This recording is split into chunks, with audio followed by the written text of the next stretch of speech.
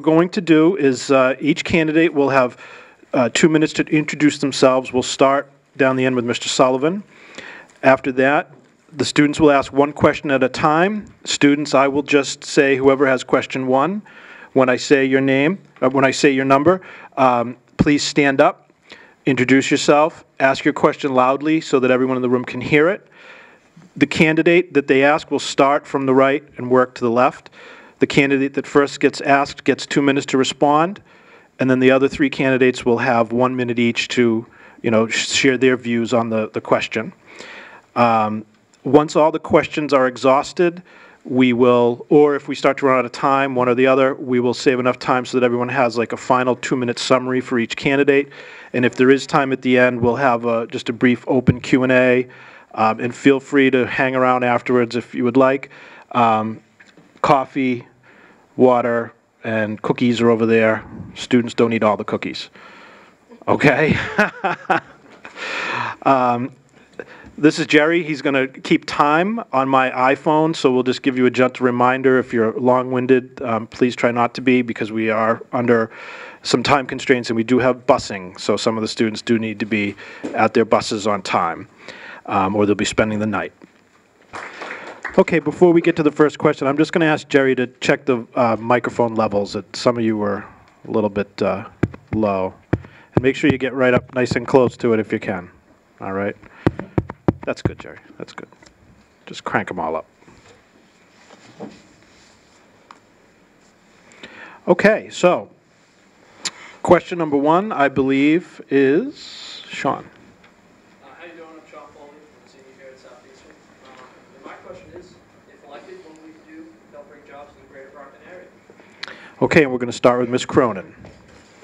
Thanks, Sean. That's a good question. Can everyone hear me now? Is that better than last time? Bringing jobs to Brockton or the area is of utmost importance to me. I own my own business. It's a law practice, but I'm also married to someone who is an entrepreneurial kind of guy who creates businesses and helps others start businesses as well. So I'm very sensitive to the needs of the business community. Most importantly, when you have businesses in your city and town, it gives you all jobs. It takes the heat off your parents when they're trying to meet the bills. What we need to do is make an environment that's very business friendly around here. And oftentimes, if you were to go around the city of Brockton and ask, what would make a business want to come to Brockton? We're lucky we have highway access, but one of the issues that crops up frequently is the safety of the city. So one of the first things we would do is work on making the city a safer place, clean it up a little. We did that last Saturday in Brockton. I worked on Keep Brockton Beautiful Day, and anytime you make your city attractive, that's helpful to businesses as well. I would reach out and collaborate with the local chambers of commerce. My job is as a mediator. I'm a lawyer, but I work as a mediator, and as part of that job, what you do on a daily basis is bring people together. And I would work very hard forming partnerships with the local colleges. We have Stonehill College, the hospitals in the area, the Chamber of Commerce's, and bringing people together to mostly look at what we need and try to do it together, because no one can do anything alone. If we work together and you have someone that can bring people together, I think the business will come. Thank you. Mr. Stewart, 1 minute. 1 minute. I will say that I've already helped create jobs in the area. As you may know, I just recently returned from Cape Verde. We have a large Cape Verdean population in the city. We had an entrepreneur who wanted to sell renewable energy products to the islands of Cape Verde because they're in one of the most robust wind corridors, that their power grid is mostly powered through diesel. Made my 2 trips to Cape Verde, met with a number of ministers there, with mayors. I also met with our governor here, with the Secretary of Energy here, to support this small business. It's a startup. They've just signed $26 million worth of contracts with the country of Cape Verde to export renewable energy products built right here in New England over to the island. It helps the economy of Cape Verde, but equally as important, it helps the economy here because there's so much movement back and forth. So that small startup that was really just a dream in a person's eye a couple years ago is now now a real company with real money, and they're looking to open up an office in Brockton. And that second trip to Cape Verde, where I traveled there with 12 business executives, leaders of the local bank. We're about out of time. Local bank, local businesses. They're there now, returning today, to figure out how we can generate more industry. So the goal is to think out of the box, make certain you spot opportunity, and move on it. Thank you very much. Mr. Linde, 1 minute. Thank you. 1 minute is a short period of time, but I will elaborate as much as I can. First of all, our schools like Southeastern Regional and Massasoit Community College are economic engines.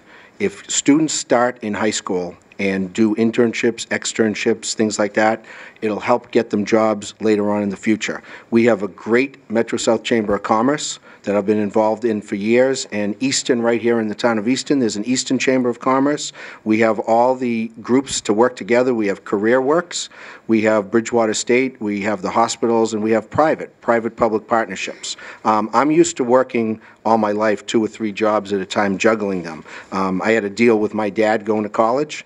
If I went to a private college, I paid for it. If I went to a public college, he paid for it. If I got A's and B's, he paid for it. If I got D's and F's, I paid for it. So I had to work on those skills. But as for the jobs, they all link together to the different organizations. You got to work together with them to accomplish the collaborations that need to happen in order to get the jobs. Right now, legislature, 1 of 160 legislators. Hard to do one at a time.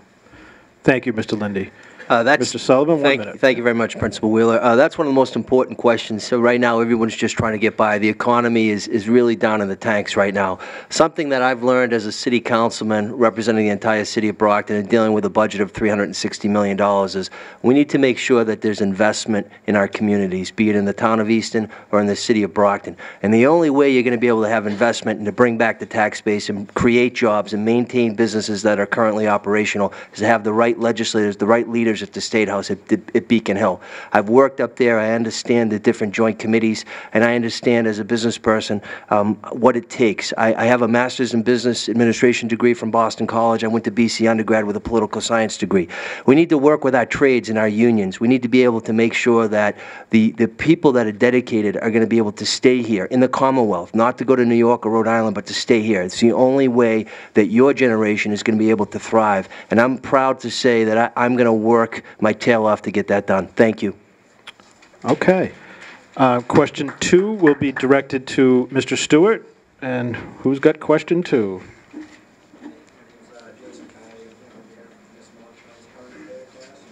I can barely hear you. I'm sorry.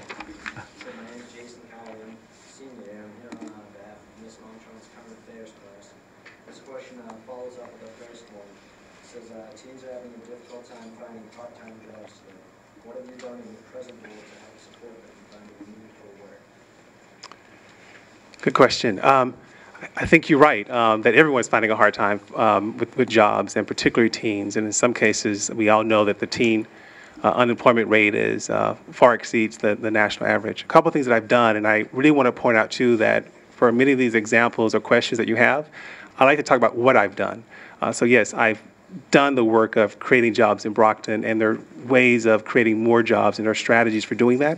But as a city councilor, I've done it on the ground and had success with it. With creating jobs for young people, sometimes it's as simple as on my Facebook page, where I have a lot of young people who I'm friends with in the Brockton area. Over 1,000 or so are high school age and in their 20s. I post every single job opportunity that I find, because sometimes jobs are there, people are not aware that those jobs exist, particularly jobs that exist in cities and towns. So I think making certain that exposure and awareness is there is important.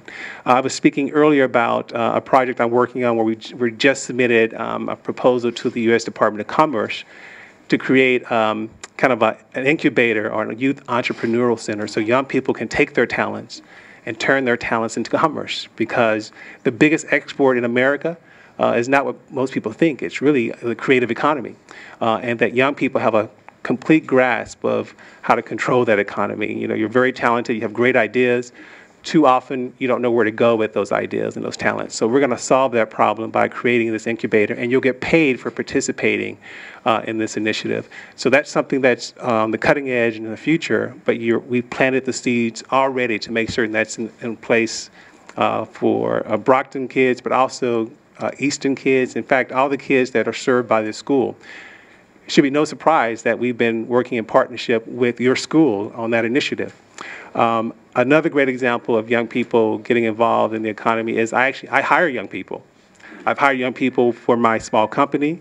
I'm actually, part of my job right now as a real estate agent. I hire young people to work with me. We have young people working on the campaign so they can build their skills. In fact, We're about out of time. my speechwriter is actually 18 years old. And so I value young people. I know the talents are there, and my goal is to make certain we exercise the talents you have. Thank you. Mr. Linde, 1 minute. Do I get extra time? Only kidding. Okay.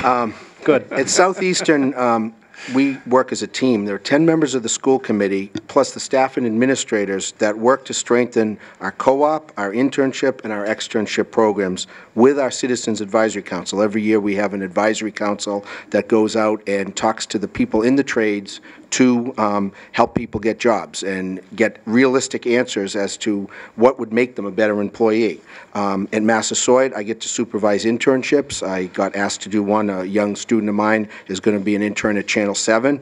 But at Brockton Community Access, where I've worked for 18 years, what we've done is we have taken high school students that originally took the television class, then they became interns, then they became volunteers, then they got a part-time job and then a full-time job. I've brought most of the people up right through from beginning to end, and that's what I did when I was in college. I was able to do 3 internships when I was in college, a television, a radio, and a newspaper internship, and it really helped shape and form me in order to be a better employee. Thank you. Mr. Sullivan, 1 minute. Thank you, Mr. Kiley. Thank you for that question, and it does go hand in hand. Ultimately, we need to have job creation so that you all can work. I mean, when I went to Brockton High, I worked. I think that's the basis of being able to understand what it's going to take when you move forward in life. What I've done, the question was, what have I done? And as a city councilman since 2006, every single year we deal with a budget of $360 million, and what we do within that budget is we earmark certain allotments, dollars that get allotted. I've supported the summer youth program within the city of Brockton. I also taped, if you go to the Brockton Rocks games, I've been on the big screen because I've taped for the Youth Brockton seminar system. You've seen my ugly mug up there saying, listen, if you're a Brockton business owner, hire young kids because that's going to be the best benefit for long-term growth. So I think it's what I've done, but it's what I'm going to plan to do. As I said, I'm a father of 3 young children, so it's really a vested interest that I have. So thank you for the question. Ms. Cronin, 1 minute. Could I have a little show of hands? Have any of the kids that are in this class been involved in any Y programs? Oh, quite a few of you. I'm very proud and happy to say that I've been a Y volunteer for 12 years. I serve on the board of the Old Colony Y, very proud of many of its programs. One that I'm particularly proud of, and at the Y we're all quite proud of it, is the Youth Build program. What this program is for teenagers aged 16 to 24. I guess the 24-year-olds are no longer teenagers. Many who have left school, and as part of this program, what we do is we keep the kids in school for half of the day where they can earn their GED, and then the second part of the day, they work renovating homes for the Brockton Housing Authority and building homes. We've built 12 homes that are energy efficient in the city of Brockton. By doing this, the kids end up with their GED, but more importantly, they've learned work skills and life skills working on a team that will allow them to be employable when they get out. I'm very proud to have been a part of all this at the Y. We're very proud of it, and thank you. That's what I've done. Great. Thank you. Thank you. Okay. Question number 3 will be directed to Mr. Linde. He'll have 2 minutes, and then the rest of the candidates will have 1 minute to rebut. Who's got question 3? Good afternoon. Hold on. Good afternoon. My name is Nuno Vendeo, and I'm here on behalf of Criminal Justice. And my question is, What is the current minimum wage? Do you think it is enough? If so, why? If not, what do you plan to do about it? Thank you very much for the question. The minimum wage here in Massachusetts is $8 an hour. It is not enough by any means. If you do the math, 8 times 40 is $320 a week, times 52 weeks is $16,640 a year. The poverty guidelines for the 48 contiguous states in the District of Columbia put, for one person, the poverty guideline is $11,170. Sounds like there's a surplus there, but try to get by on, to buy your health insurance, to buy your food, to buy your prescriptions, whatever you have to do. There's a proposal currently to increase the Massachusetts minimum wage to $10 an hour. I hope that happens. It may end up someplace in between, maybe perhaps $9 an hour. But what we would need to do is to work with business owners to go above the minimum wage as an incentive to encourage young workers to join a company, to grow with that company, and to stay with that company. If all of those things are done and all of those things are met, it will be helpful to all in the future. And minimum wage, I worked minimum wage. I actually worked at a cinema at one point myself. I worked for a student minimum wage. It was all the popcorn I could eat and all the movies I could see, but it didn't pay the bills. It put a few dollars in the bank for college. Thank you. Okay, thank you. Yeah, I think that's a great question. I think if you look at $8 as a minimum wage, you're looking at increases in gas. How many people have cell phones in here? I mean, your monthly cell phone bill adds up. Today I had to buy milk at Shaw's. It costs $3.60 for a gallon. $8 is way out of whack. If I am elected, hopefully I am elected to the State House, I'm going to be an advocate to increase it to $10. I think when you look at cost of living right now for everybody in the Commonwealth, be it the youth or senior citizens or retirees who are on fixed income, they're the most vulnerable, your health care costs, I think it's just out of whack. It needs to come up. We have two things to do, either increase the minimum wage or make sure there's a drastic cut in expenses right now. And big businesses aren't going to do that. So I support it. I think it's the right thing to do. And if I am up at the State House, I'm going to be an advocate. Thanks for the question. Ms. Cronin? I might be a little redundant saying it's $8 an hour. The federal is $7.25, so we're doing a little bit better than the federal minimum wage. That being said, I certainly don't think it's enough. That is not enough for, there are working families that are trying to get by on minimum wage. The mom and dads are making minimum wage. They're trying to raise a family, and it's certainly not enough. By way of advice, as a former waitress, I might say this. There is a tip minimum wage for tip earners, which is much less. But if you get yourself out there and you bust and you work hard, you can do a lot better than minimum wage. So I would encourage you all to, at some point in your life, have an opportunity to work in the food service industry, because you might make a little more and you'll have a lot of fun too. Thank you. Mr. Stewart? I actually may slightly differ with my colleagues here. Certainly $8 an hour is not enough money. My thought is that the minimum wage is really designed to serve as the lowest bar of entering the workforce, and that the goal is to make more than that by proving yourself on the job and working your way up. My concern with, and I do support the idea that it should be increased. In fact, I actually think it's better that we index the minimum wage to cost of living, because what typically happens is a minimum wage is set and it sits there for 5 or 10 years or whatever the increments may be, and it doesn't adjust for inflation over time. So it would make more sense that we do annual increases in the minimum wage so that we're not so far behind, 5 years later when it was initially set.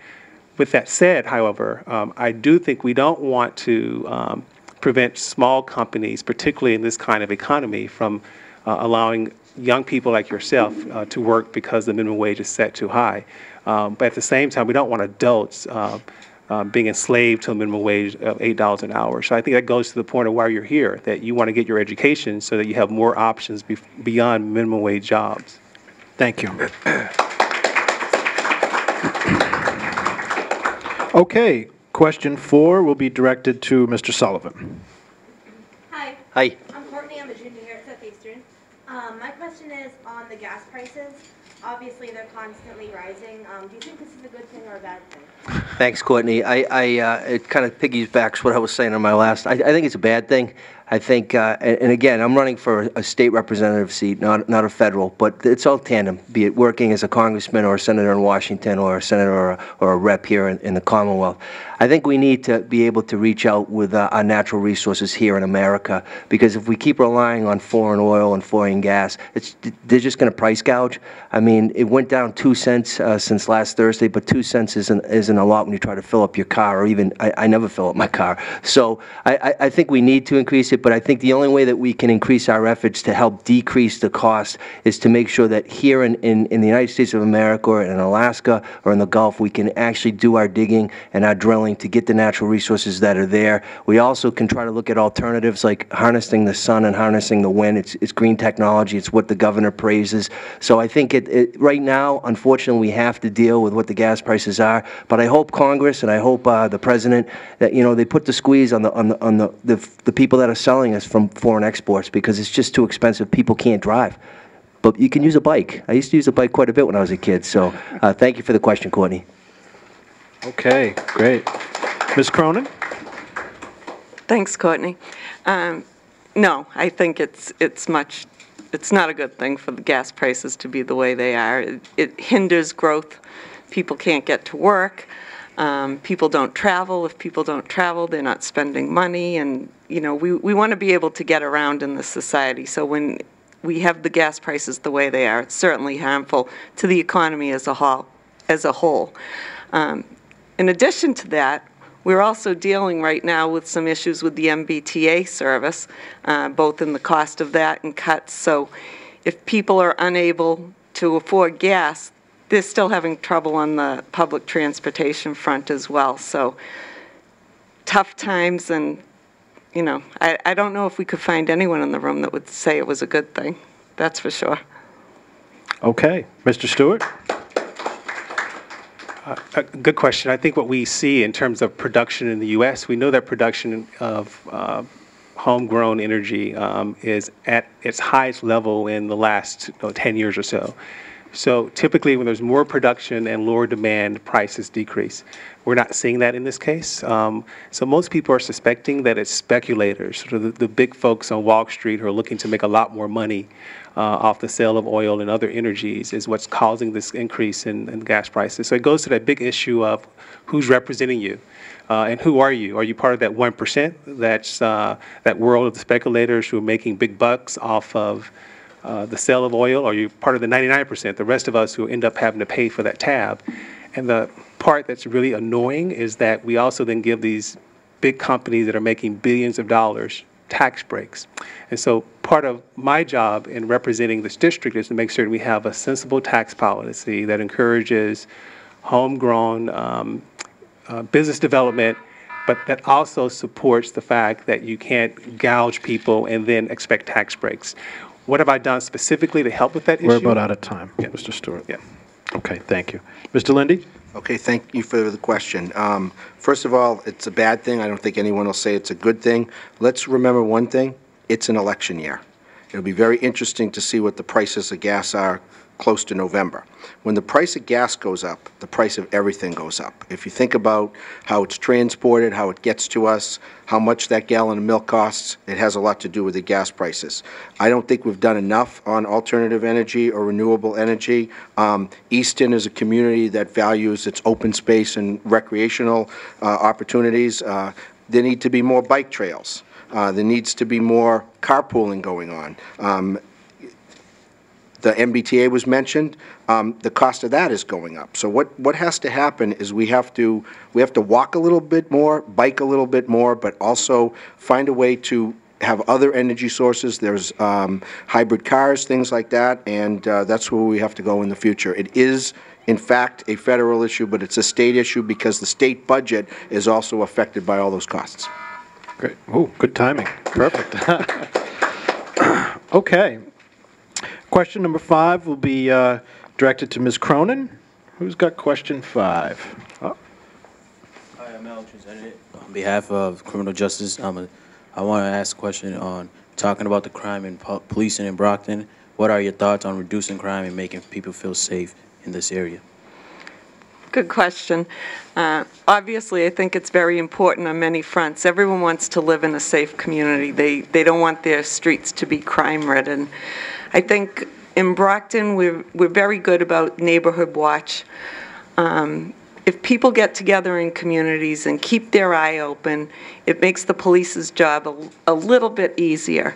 I think we've done a good job of that in Brockton. I think it can be better if we get more people involved. I think it's good to have a police presence. We don't want to look like we live in a lockdown, but it's very important, I think, to have police that are visible in the community.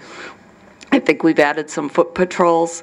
I know that's going to occur in the downtown area, which will also be good for bringing business downtown, because I think that's very important. Overall, I'd say we have to work together as a community. If you see something, say something, as they say. And, you know, our police and fire are doing a good job, but we can always do better. Staffing is down, and that's where you look to your state rep to hopefully bring some funds back to the community so we can enhance both our police and fire protection. Great, thank you. Mr. Stewart, 1 minute. I'm bad at this. I want to try to go back to the last question briefly. So what I've done in terms of the issues around oil and the high price of gases, there's a fantastic project now at the state level called Organics to Fuel, where you can take household waste, organic waste, food waste, and turn that waste into energy. And so I'm working on a project now with the city of Brockton. I've invited the town of Easton to be a part of this project, to go after this proposal so that we can put together sort of a model plant or an example of how you can create this kind of product of clean energy through waste. In terms of crime, actually crime in Brockton is lower than it has been in several years, which is sort of antithetical to what you would think, because when the economy gets worse, crime typically increases, but that hasn't happened. I'll say two major things. One, give young people, if we're focusing on young people, and we are since we have this forum, give people more options. You know, young people want to get involved in something constructive, but the options to do that have to be there. Those options have to pay. Otherwise, there's nothing else for a person to do. Then lastly, I would say, the last stat I saw, 65 people were committing 30% of the crime in Brockton. So let's target those 65 people. Thank you, Mr. Stewart. Mr. Linde? Okay, I want to make sure that we address both Brockton and Easton, since this is a state representative district that comprises both, which is one of the biggest challenges. Brockton is an urban city. Easton is a little bit more rural. Both have different needs. My dad was in law enforcement for 36 years. He was a parole officer, parole supervisor, and then director of parole. And I had a little bit of a conversation with him over the years to find out what actually had to happen. He trained a lot of the police officers over at Stonehill in the criminal justice program. What has to happen basically is the community involvement piece. The crime watch, which Brockton is very good at. We have to have lighting. We have to have the foot patrols that are starting to happen, and I've seen a dramatic difference in downtown where our building is located to that respect lately. What needs to happen to make people feel safe is just to get them involved, okay? Work with them, get people off their chair to, you know, drop a dime or whatever has to happen to get that to happen. Thank you. Thank you, Mr. Linde. Mr. Sullivan. Thank you. I think when you look at crime, I mean, crime's always existed, right, and it always will exist, unfortunately, it's society. But growing up in Brockton and being a lawyer in Brockton, I mean, I see the issue. I was at district court yesterday. But as an elected official, something that I've done is I've supported funding for the police, be it the Shannon grant, which comes out of the State House, and as a state, you know, legislator, you'll be able to bring home the bacon, as they say. But I've also sat down with the new police chief, Manny Gomes. I met with the Easton chief this morning over at Oliver Ames. I think that we need to work in tandem. We need to make sure that crime needs to be minimized. We must be able to make sure that it is, so that the businesses stay either in Easton or in Brockton, and people feel safe. Something I've always supported in Brockton, again, is the summer after dark program, which keeps the youth busy and makes sure that the kids aren't on the streets. You know, they're doing physical activity and athletic programs to keep them busy. So those are some of the things that I do, and I would continue to do that when I'm elected. Thank you. Thank you. Okay, question 6 is going to be addressed to Ms. Cronin, correct? Am I right? No. Oh, Mr. Stewart, I'm sorry, excuse me. I told you I wasn't experienced in moderating. So Mr. Stewart is going to start question 6. Hello, my name is Jack Burke. I'm a behavior management specialist here at Southeastern. There's been a lot of news articles about the crumbling infrastructure in Massachusetts. Do you think this is problematic for this area of the state? If so, what do you plan on doing about it? It's a problem throughout the country. I know we've had some improved investments in infrastructure through the stimulus package through the federal government, and I was actually on a trip from Brockton to Philadelphia with a group of high school students going to an engineering conference, and the bus driver mentioned to me that he's seeing a significant improvement in infrastructure because of the stimulus monies. The governor has also bonded hundreds of millions of dollars in additional funding for infrastructure in Massachusetts because of the fact that it's been neglected for a long time. You can drive the streets of Brockton more so than Easton, but in Brockton, and you can see that the infrastructure, particularly the roadways, have not been kept up with. One proposal that I have because when you have these issues of generating income and wanting to solve some of these problems, you have to first figure out how you're going to pay for it.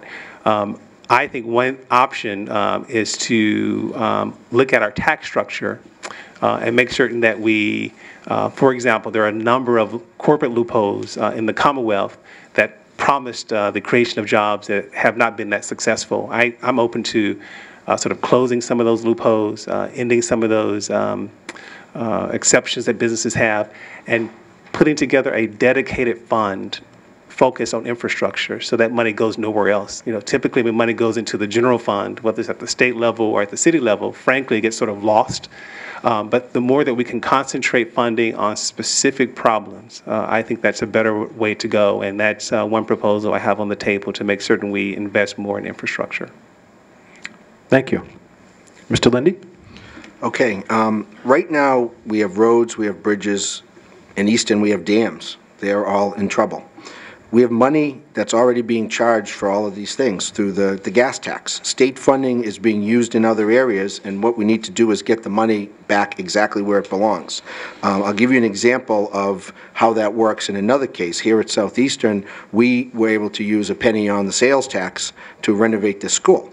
If the money that was charged for specific services through the Commonwealth were targeted to those services, we would all be better off. So what we need to do up on Beacon Hill is we need to make sure that that happens. We need to hold the legislatures and the governor responsible for putting the money in the right place, and we have to target it specifically.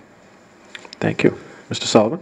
That's, again, a great question. I just filed a resolution in the City Council a week ago, last week. Again, it's called Investing in the Communities.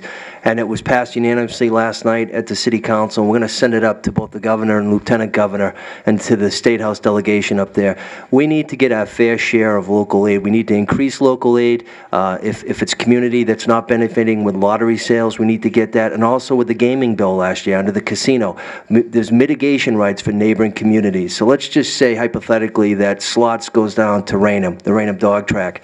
Easton can benefit. 106 right over near Porticello's, that light needs to be fixed under the mitigation rights, in my opinion. Also, the roads and infrastructure needs to be fixed. So there are ways to do it, but if you don't have experienced, qualified people speaking for you, serving you as the public, it's not going to happen. So again, that's what I would do. Thank you. Ms. Cronin? Clearly, if you look around, we do have problems. We have problems with our roads. We have problems with the bridges. There's never enough money. So I think what we need is people that will go up to the State House and have some creative solutions to the problems. One of the things, sometimes people talk about taxing and spending, and I think the discussion should really be to smart spending. People, a lot of times we have a train potentially coming through in Easton. I'm not sure, whether you're for it or against it for environmental concerns or anything. There probably just isn't enough money. The existing system we have is, not doing well financially. We're looking at service cuts. We're looking at an increase in fare. and decrease in service, and it's just not a good thing. I think what we need to do is get some creative solutions and smart spending in there. Sometimes you can make smart spending choices that ultimately save money. We saw it in some of the buses where they installed cameras. What they found after they did that is making a small expenditure, the installation of a camera, it cut down on employee theft. The drivers drove a little safer, were more careful, there were less accidents. Out of time.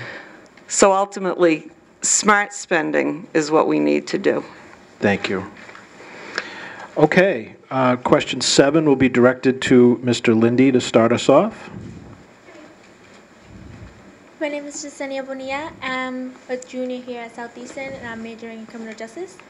My question is, young people are faced with higher tuition rates than ever before for college. What is your plan to help students afford college? Okay, just so you know, community college and state colleges are the best buy in town. Having taught at a community college for the last 18 years, I don't think you can beat the price. I don't think you can beat the experience and the community connections. When students take the MCAS, they're able to get an Abigail Adams Scholarship if they do well on that, and those are good for any community college, or state university. The question that we got handed to us was asking about college and the costs and whether they should be free or not. I know you didn't ask that part of the question. On that, I'd love to say yes, but nothing is free. There's no such thing as a free lunch. When you learn how to come up and budget the costs. Like I said, I had to work my last 2 years of college full-time in order to graduate because I chose to go to a private.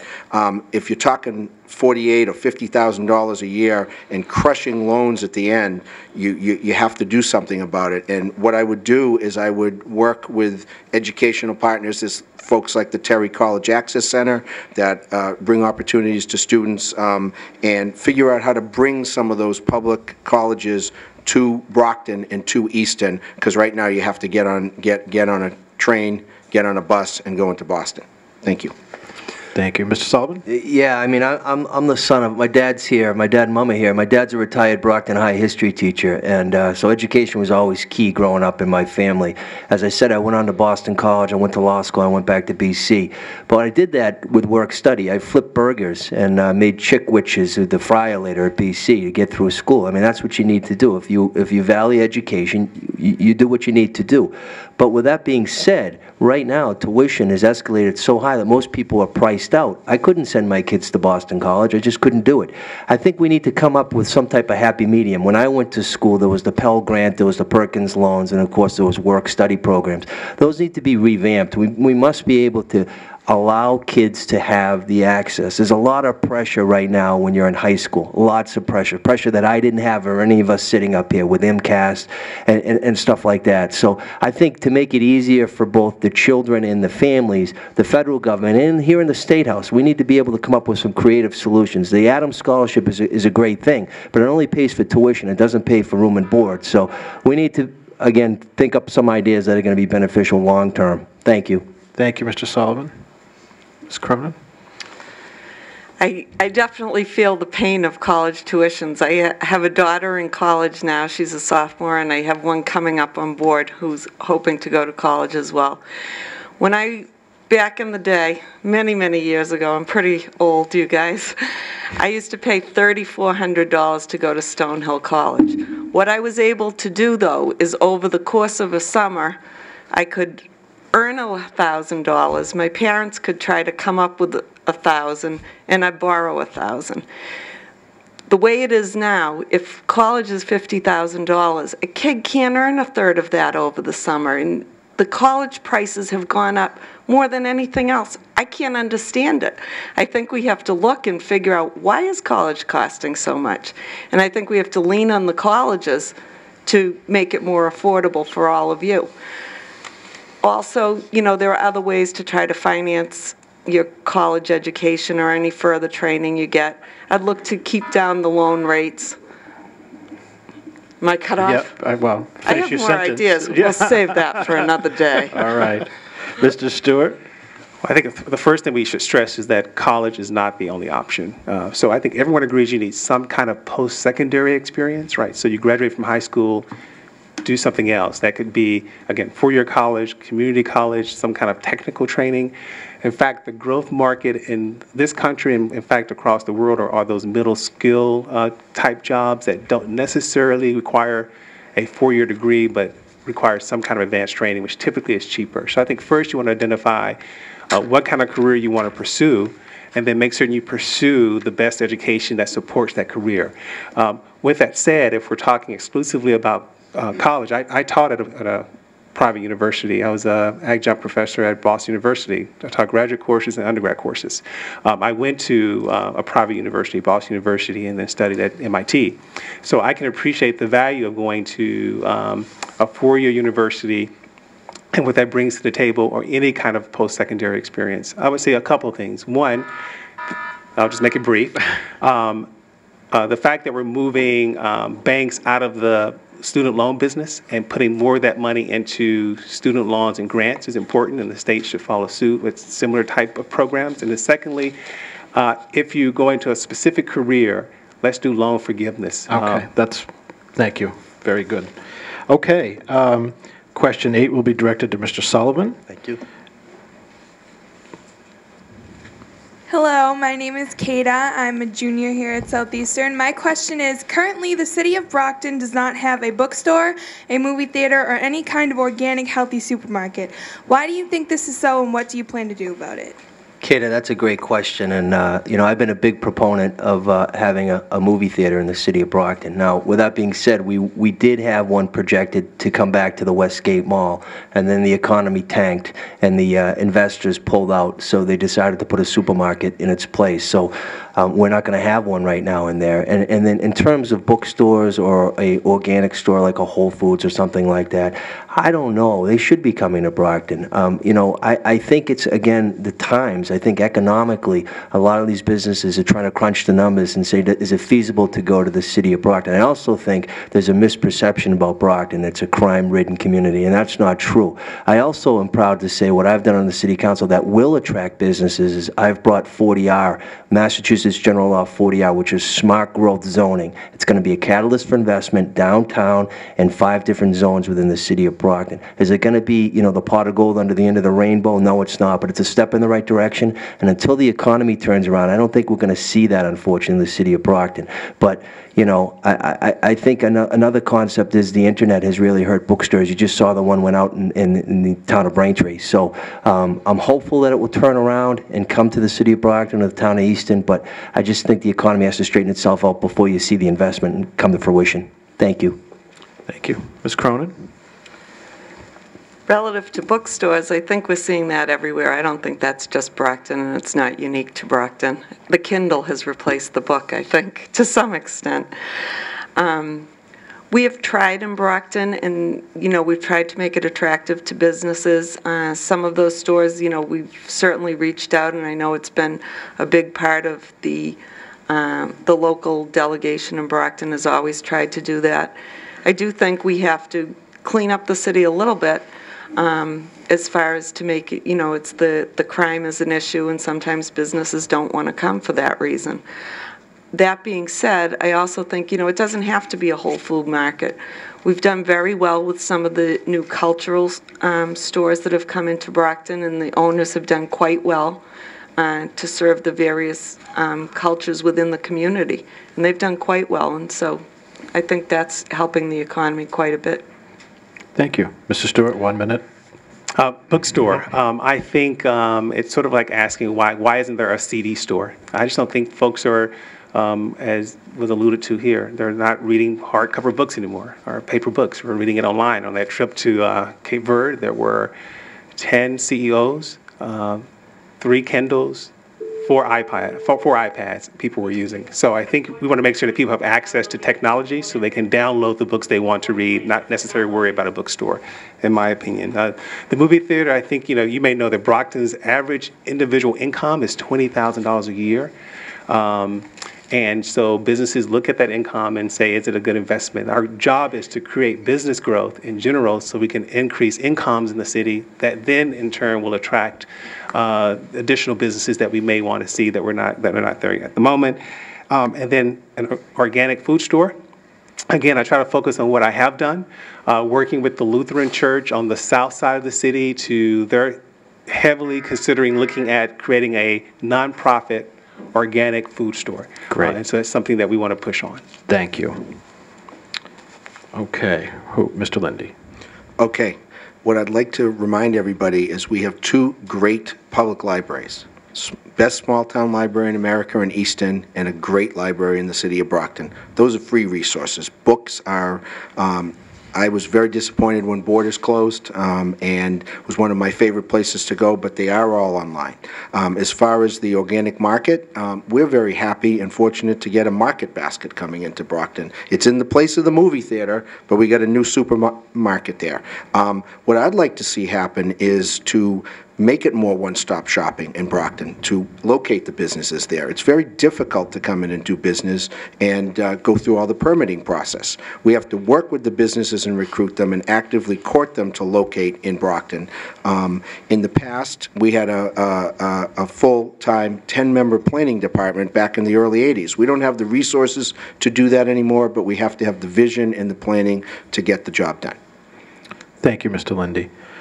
Okay, with that, I'm going to have us take a 30-second break. We need to change the film and the camera, and I'm sure people would like to stretch a little bit, so we'll just take a quick break and come back to the next question.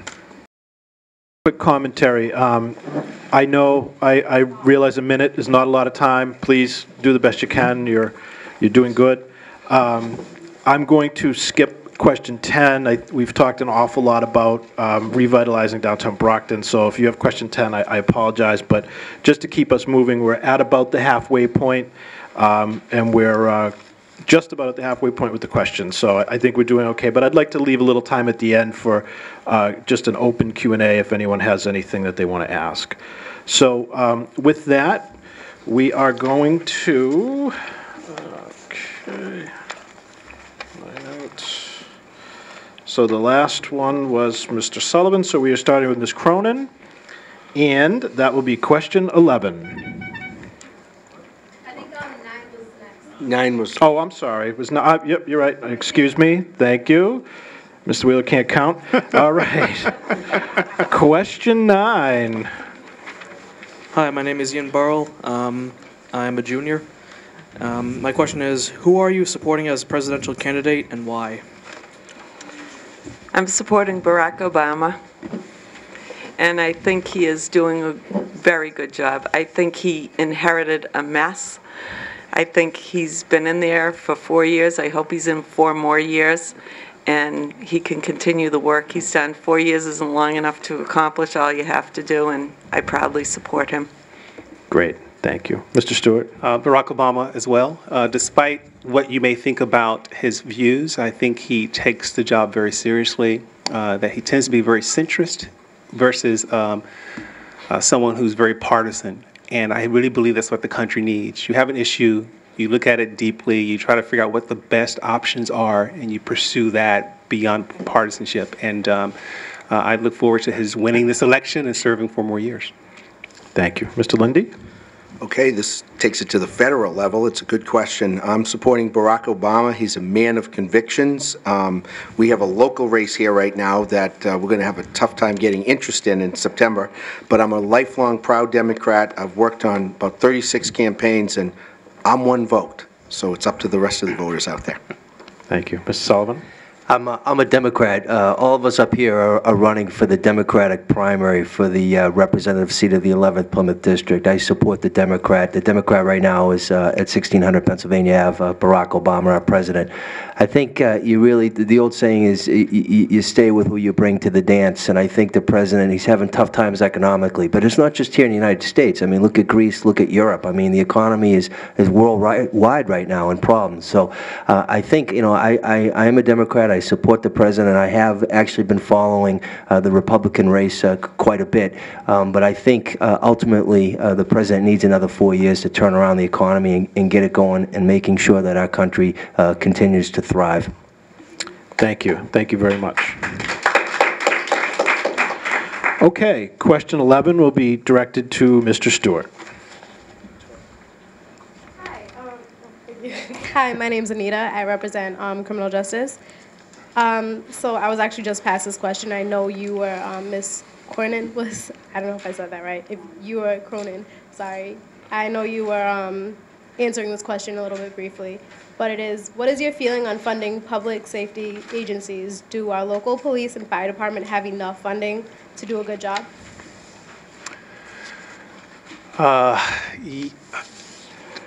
The funding everywhere is not enough based on what you'd like to accomplish. But there have been great examples of cities that have lowered the crime rate with fewer officers on the street and without the kind of funding that they want.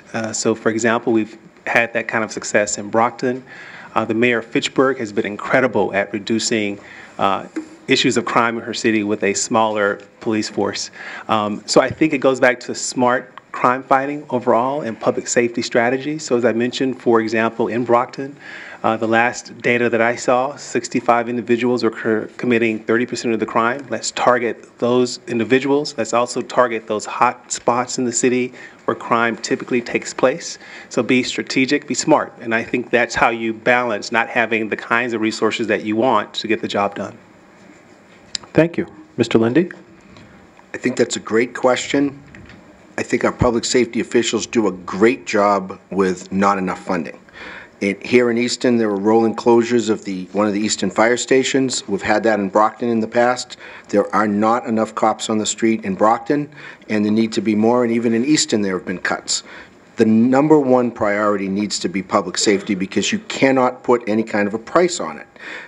When you need that fireman or that policeman to come to your house at that time, that's the greatest need. So when you're dealing with public safety, you have to seek out every grant opportunity and every source of funding to make it happen.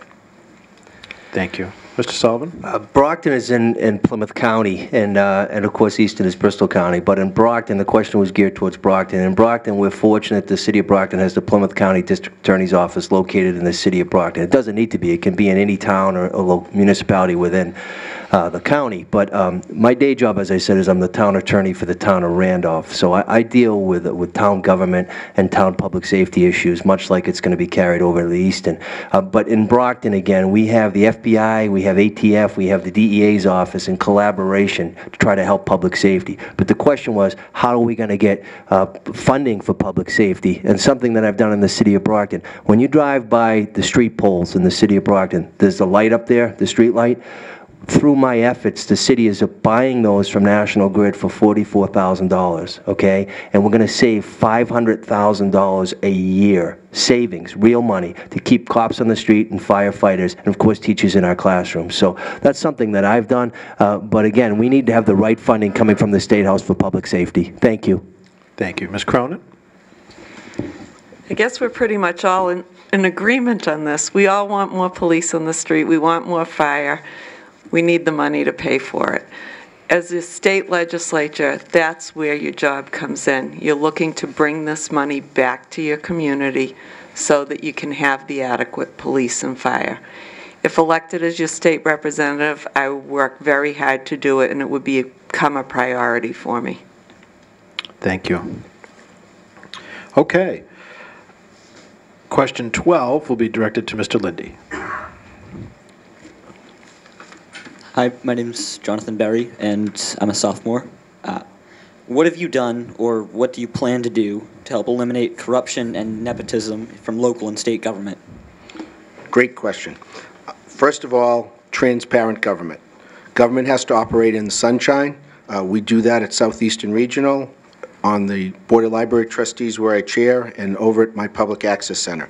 Qualified individuals have to be hired for the jobs. That means the jobs actually have to be advertised, posted, online, in the newspaper still, and any place that people go to look. They cannot be the product, as it's been called in the press, of a nationwide search to hire a job for somebody local. All of the people have to be able to apply for that job, and the hiring process basically just has to be more open.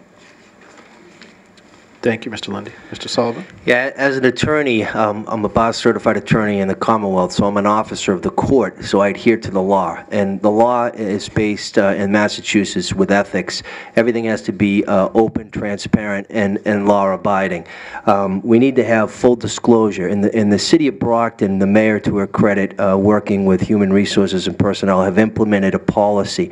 Now, you have to bear in mind, boys and girls, that when an employee comes to a municipality, they may have union covering benefits. They may be in a union or they may not.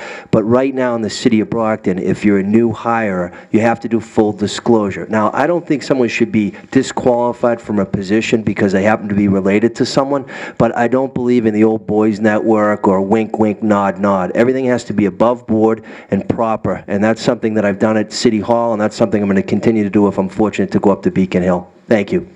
Ms. Cronin? Certainly, well, we're dealing with two different things here. Nepotism is one thing, corruption is another. They don't necessarily always go hand in hand. So I think you have to look at them as two separate issues. Certainly, in recent Massachusetts history, we've been disappointed in some of our elected officials. So I ask that anyone that is an elected official or seeks office, they just have to do the right thing, and we should make them accountable if they're not. As far as nepotism goes, I don't like the simplistic form of thinking where you just take a broad brush and say if someone's related to someone, because by doing that, you might be taking a swipe at a long-time public servant who's doing a good job, and you don't take a swipe just because of calling it nepotism. I think we should be transparent, but you have to keep an open mind. Without nepotism, we would not have had Robert Kennedy as a wonderful Attorney General under his brother, President Kennedy. So let's not take these situations just and sweep them broadly. You look at every situation individually and take a hard look at it. Thank you. Mr. Stewart? So I go back to what I've accomplished and what I've done on the City Council. Before I joined the City Council in Brockton, I think nepotism is a problem. And it's a problem, and this is the case in companies where you don't want family members all working too closely with each other, simply because you're more connected and more loyal to your family member than you are to the institution you're supposed to serve. And that's why we have ethics laws to sort of separate and keep people from becoming too close on the job. There are stringent rules around nepotism in the private sector. It doesn't really exist in the public sector. Very few of us are connected in a way that we've seen what's happened in Brockton. Before I joined the City Council, we were making appointments. We were approving appointments as a City Council without even having resumes in front of us. So these folks making $100,000 a year plus, we were saying yes, yes, yes, no credentials. I changed that. We now have an ordinance where you must have a resume before you come before us, just like you must have a resume before you go and apply for a job. Before I joined the City Council, there was no nepotism policy. Now we have one because of my pushing on that issue, which at great political risk, I will say, which most people will not take on. Thank you. Okay. We are going to move on to question 13 now, which will be directed to Mr. Sullivan first. How you guys doing tonight? Good. I'm Alan Herring, and I'm here with Criminal Justice. And my question is, name a politician or community leader that you admire and why. Alan, thank you very much for the question. When I was a junior in college, I did a semester down in Washington, D.C. I interned for the United States House of Representatives. Former congressman that we had was Brian J. Donnelly, and I had the opportunity to meet some really well-known politicians. And someone that I met both down there and also up in Cape Cod actually was Tip O'Neill. Everybody heard of Thomas O'Neill, right? Tip O'Neill, former House Speaker for the United States House of Representatives. He started out as an ombudsman, a city councilor in Cambridge, and he moved up the ladder from state rep to state senate. But what he said, and it's famous, and it's the title of his second book, is All Politics is Local. And you know what? That's 100% accurate, because without local involvement and without having local elected servants, public servants serving the voters, the taxpayers, the constituents. You don't have anything. So I have to answer that question saying Tip O'Neill, I've read both his books, All Politics is Local and Speaker of the House, and he's someone that I can believe because he came up tough the hard way, and he through hard work, determination, and values that his father and mother taught him, he's done quite well, and he's gone down in history as a really good statesman. Thank you. Thank you. Ms. Cronin? This question to me tonight is a little bit personal.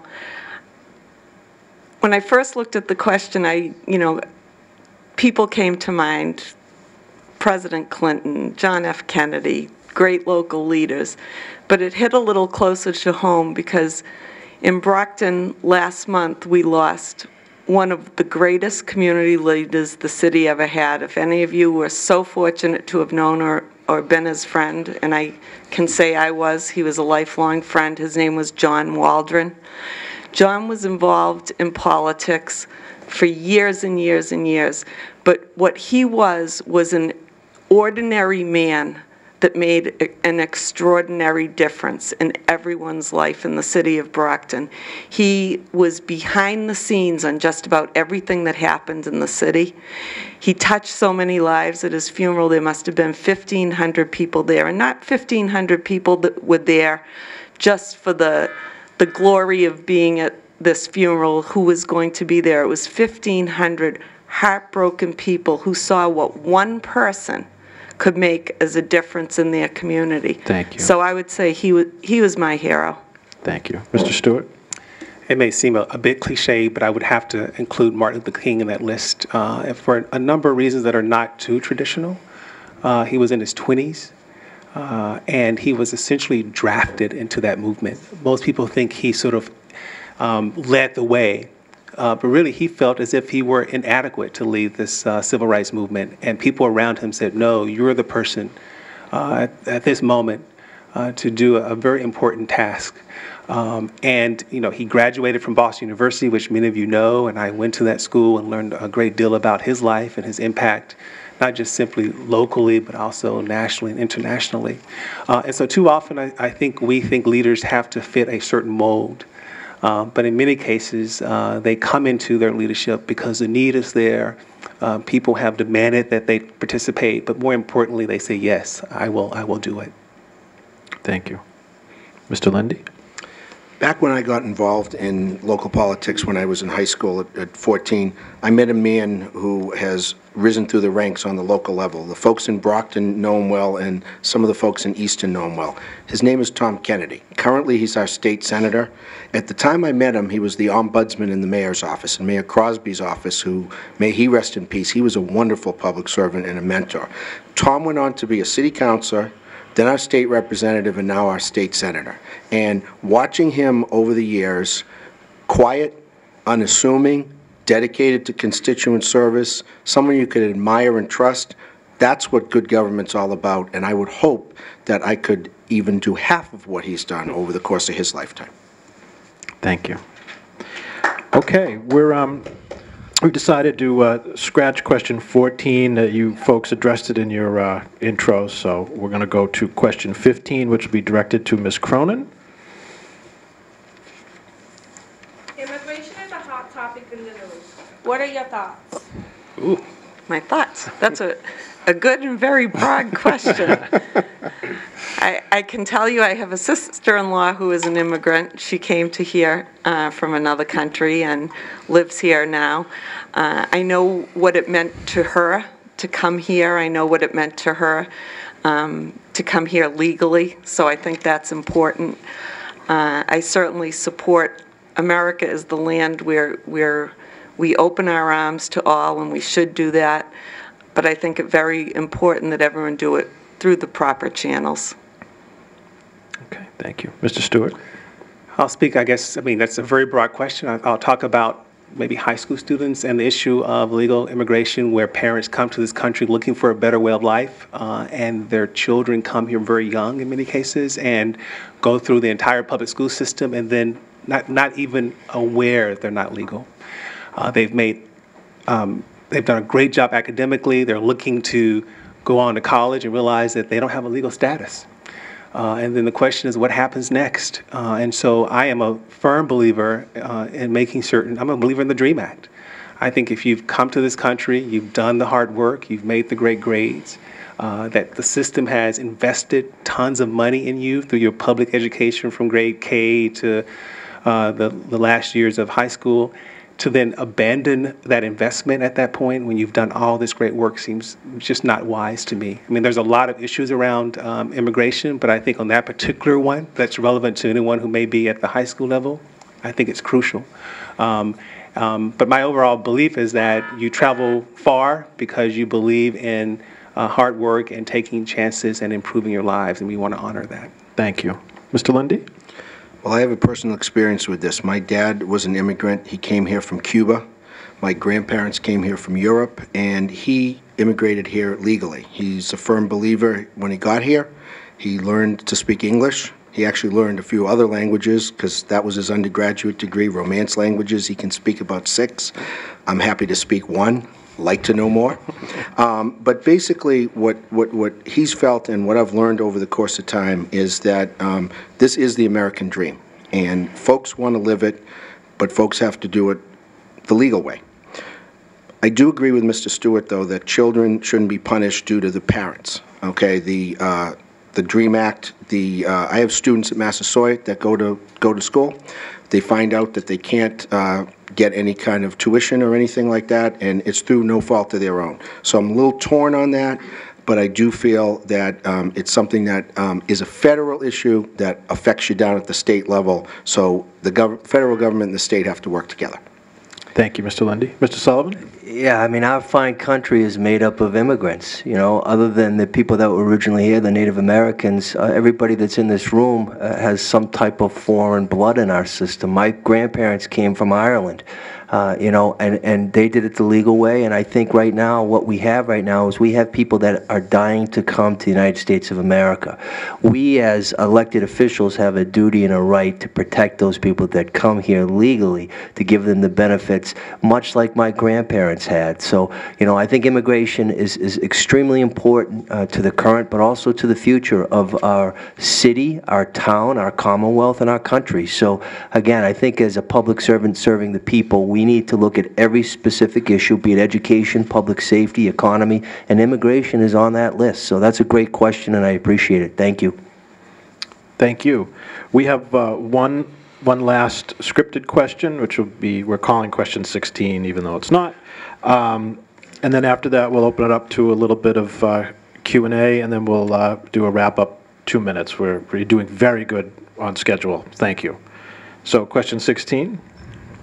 Thank you. I'm Thomas Cunningham from Miss Hardy's Engineering Shop. My question is, in today's education system, there are a lot of kids that are not as enthusiastic about learning as we'd like them to be. What would you do to inspire these students to further their education? Very good. And that's to Mr. Stewart. Excellent question. Just imagine if I answered all my questions on time, we'd be ahead of schedule and know what to do with the remaining time.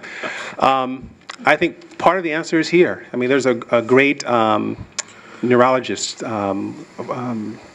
Frank, who writes about the brain and the hand.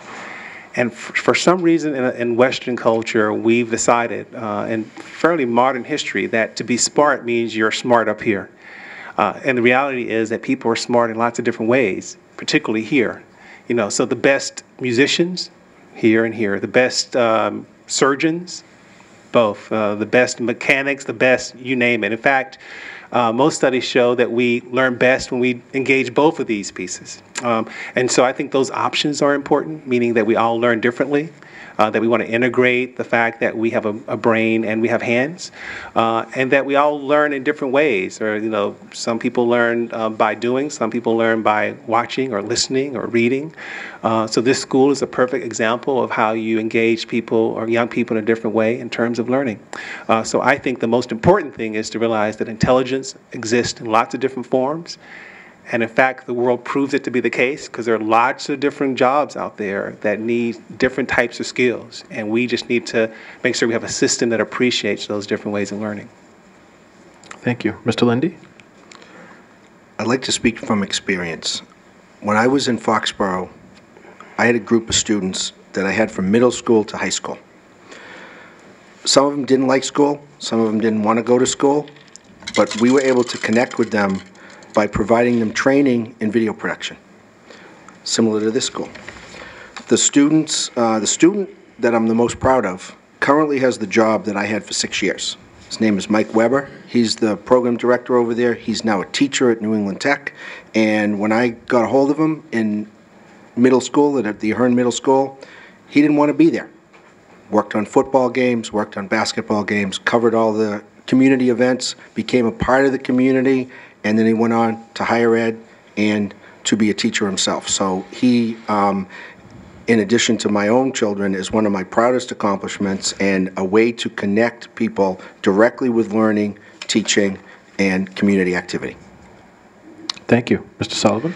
Yeah, I mean, one of the reasons why I'm running is, I mean, I'm a husband and I'm a father, but I'm also really a concerned citizen, because if you think about what's going on right now with this economy, right, if we don't have the right people in place, the training services for the youth, be it in public school, vocational schools, private schools, charter schools, alternative schools, whatever it is, that's the future of our state, our Commonwealth. Those young, here, everybody in the room, I mean, and this speaks volumes.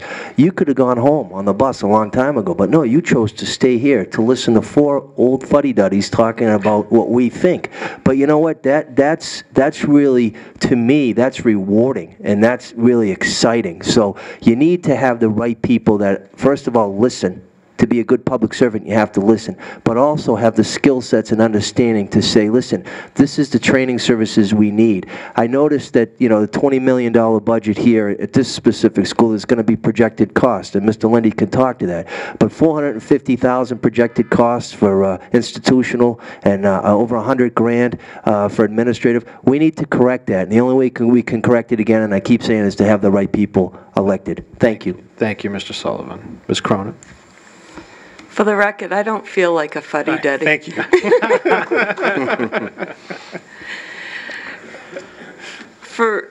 My mother was a teacher. My sister is a teacher, teaches special ed. My brother was a teacher. I come from a family of teachers, so education to me is paramount. Relative to my children, it's the biggest thing that we strive for in our family, is to be educated. But it's not just always about the school books. It's about the whole person, and that encompasses so many things. Oftentimes in education, you hear there are going to be cuts, and it could be that we're going to cut the music program, we're going to cut gym. These are all lifelong things that you can carry with you. I don't want to diss anything, but I can tell you, I'm not doing chemistry these days. So as much as I had to learn chemistry at one point, I'm not.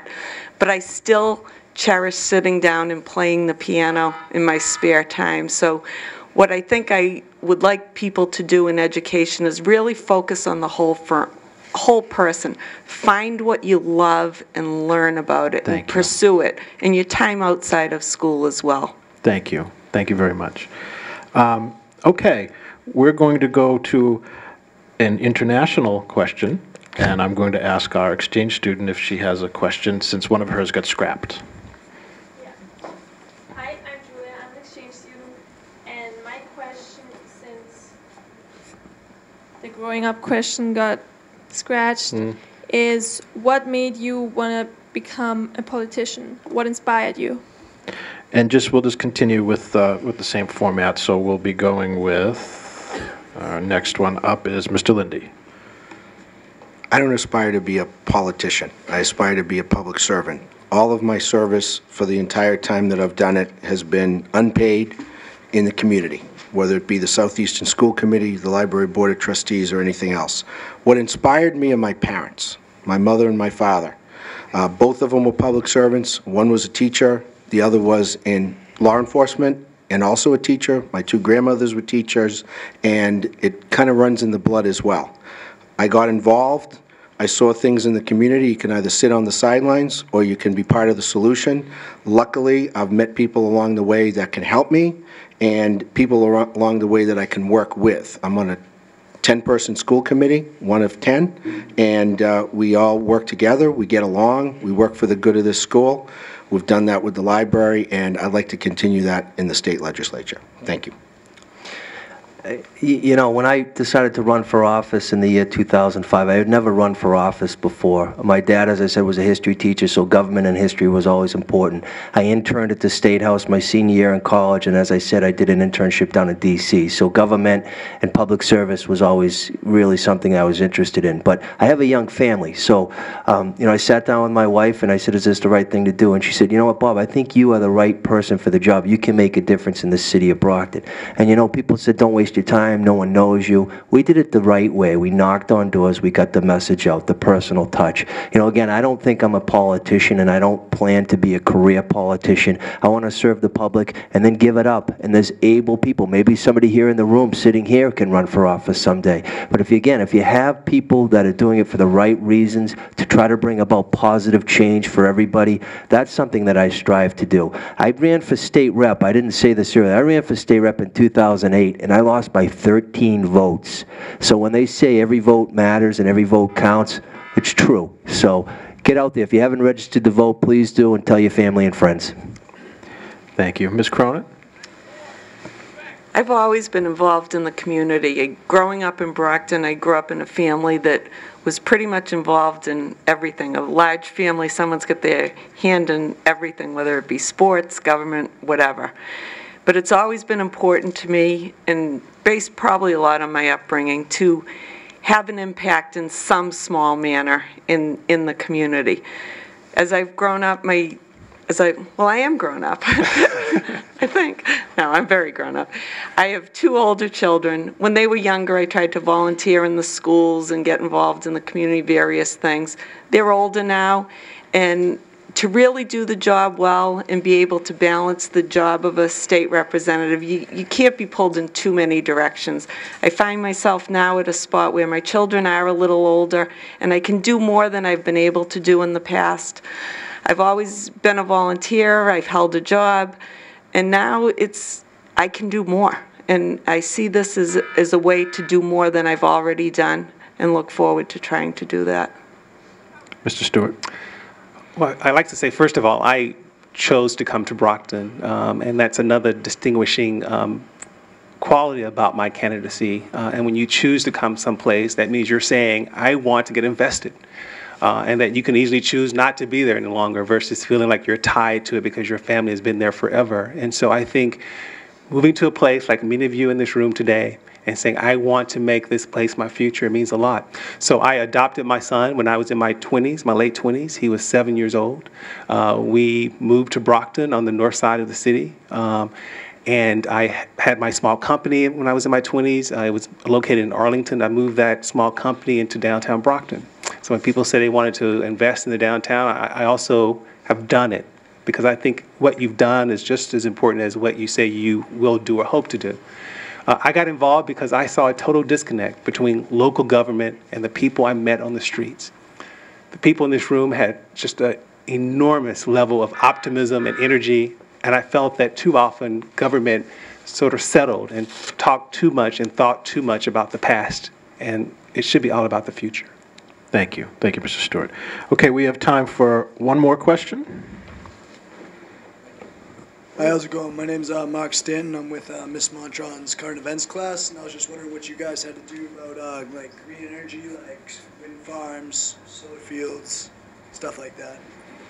Okay, in keeping with the format, that's to Mr. Sullivan first. Yeah, Mark, thanks for the question. I mean, it makes sense to do that, and I said it earlier. If you look at what the governor preaches, green technology, harness the sun, harness the wind. What I've done in the city of Brockton is I've supported 2 endeavors. The first endeavor is the Bright Fields, taking 21E of property, contaminated property, and changing it for the benefit. It's harnessing the sun, it's solar, and it goes back to the grid, which is a good thing. I've also been a huge opponent. I'm opposed to the proposed power plant in the city of Brockton. It doesn't make sense. It's the wrong technology. It's a dinosaur. I favor unions, and 9 unions have endorsed me to date. I favor the working man and hardworking, but it needs to be the right job. So I think it makes sense to do that. In the town of Randolph, where I'm the attorney, I've done some great things with energy conservation and cost savings. So Great question, needs to be done. I think we need to see more coming out of Beacon Hill, coming back to trickle-down theory. And, you know, we've done that in the city of Brockton, and I know the town of Easton, they're the only town around here that has adopted the CPA, Community Preservation Act. So, you know, they take open space really to heart. I think they should. Just a quick thing, here in Massachusetts, the wetlands is a 100-foot setback. You have to have 100 feet away from the wetlands. To Easton's credit, they've doubled that. It's a 200-foot setback, which is a good thing for the economy, but it's a great thing for the environment. So, great question, Mark. Thank you. Okay, Ms. Cronin. We just have one Earth here. I think we have to treat it well. I support anything that can build green technologies. I think it's good for the future of all of us. Right to the point. Mr. Stewart? Excellent. Again, what have I done? Which indicates if I've done something, then I'm going to continue to do that work in the future. I mentioned very briefly the organics to energy project that I introduced to Brockton, but also to Easton. Easton's DPW is involved, as well as Brockton's DPW. And the ideal of this project is, again, it's going to take organic waste, table scraps, turn those table scraps into energy, totally clean, renewable energy. The initial assessment is there's enough organic waste in Brockton alone to power every single building in the city of Brockton and 30% of the homes. That's just Brockton, not looking at the entire region, including Easton. We have a meeting actually set up for next week with DPW in Brockton, folks in Easton, and some of the other surrounding towns to talk through this potential project for the area. I discussed renewable energy with Cape Verde Wind, and the fact that we're going to export from this region renewable energy technology, so we're building an economy while also making certain we're protecting the planet. Thank you. Mr. Linde? Great question, Mark. In terms of green energy and wind farms, if you go not too far away down to the town of Hull, there are two windmills down there, one at the high school area and the other one on top of what was the former town dump. I'd love to see us explore that in Brockton, right behind Massasoit Community College. You can see that from the other side of the road as you're driving into Brockton. Maybe that's a possibility. I don't think we do enough with solar by any stretch of the imagination, and I know solar's gotten a bad name and a bad rap lately, but I think it's something that needs to go back into the cycle.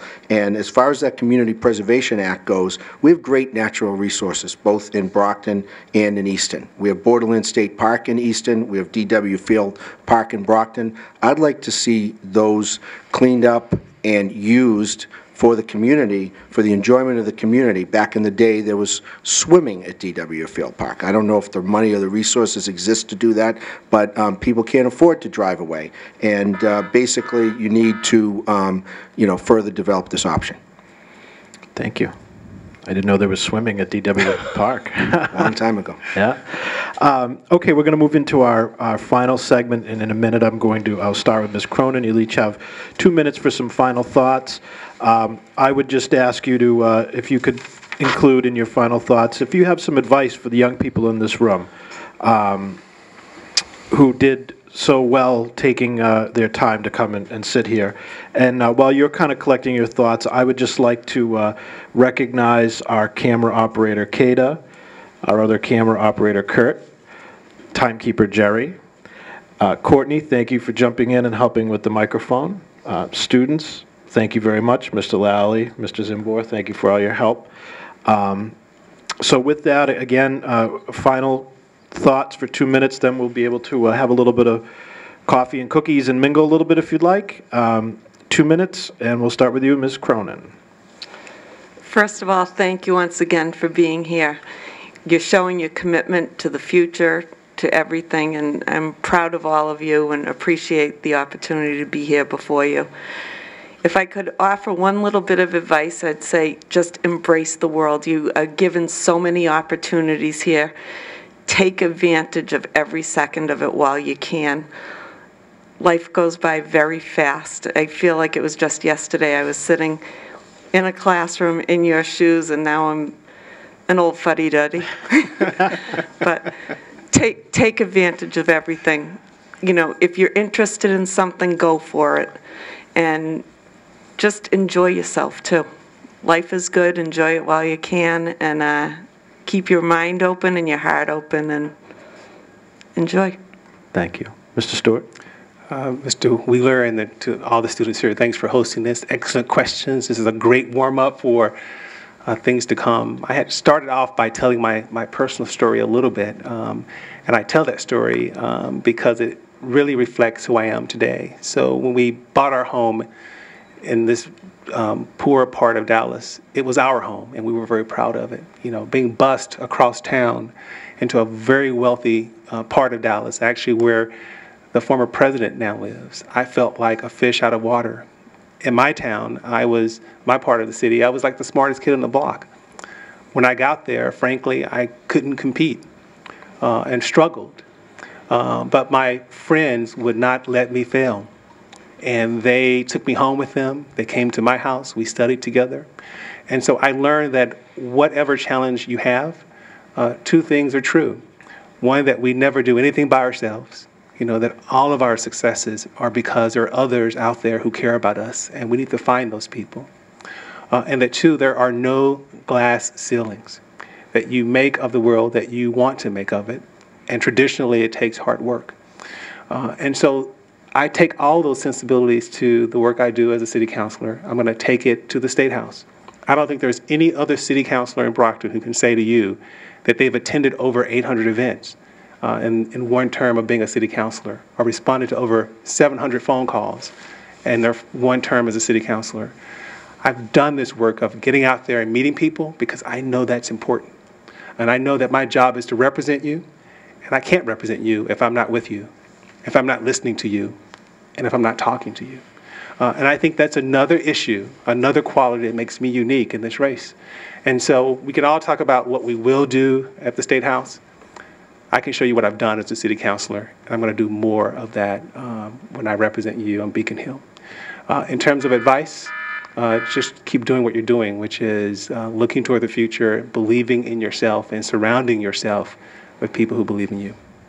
Thank you. Mr. Linde? That was nice. I started out in a room very similar to this over at Brockton High School back in the day, as they say. I learned all about politics. I got up in front of a television camera because I decided I wanted to run for student government, and until I took the public speaking class, that wasn't a good idea. Took the speaking class, learned how to speak better. Now I teach public speaking. My advice to you is to learn your trade, finish school, go for your dream, but most importantly, work as a team. There's an acronym, it may sound corny, but together everyone achieves more. Work together, learn together, play together, serve together. Community service and public service is what's all about, and it's what I've spent my life doing. Thank you. Mr. Sullivan? First of all, I want to thank Principal Wheeler and Superintendent Lopes and the teachers that are here, Mr. Lally, and of course, most importantly, all the students that obviously spent a lot of time and effort to ask these wonderful questions. So thank you very much. It's really been an honor and a privilege, and it's been fun. It really has. My name is Bob Sullivan, and I'm here today to introduce myself and reintroduce myself to some people. I'm running for state representative. I believe that the election coming up on Thursday, not Tuesday, Thursday, September 6th, is extremely vital to Easton and to Brockton and to Massachusetts. And you have to have experienced, proven leadership and qualified people representing you.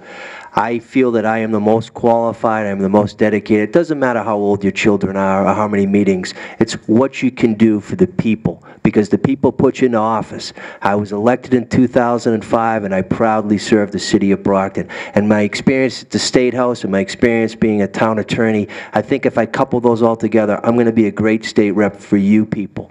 But one of my pieces of advice is listen to your teachers, because they're the educators. When I went to Brockton High, you sit through classes, and it doesn't matter if it's chemistry or history or whatever it is, English.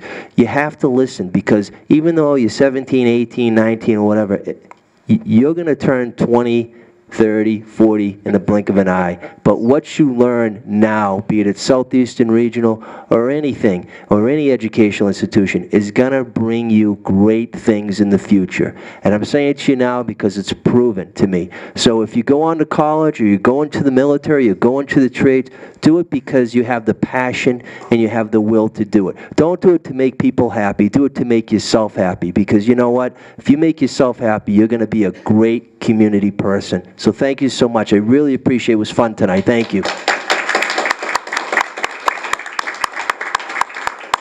Thank you, candidates. On behalf of Southeastern Regional, thank you very much for coming here, for spending time, for sharing some thoughts. And I'd just like to give them a warm round of applause. Thank you very much.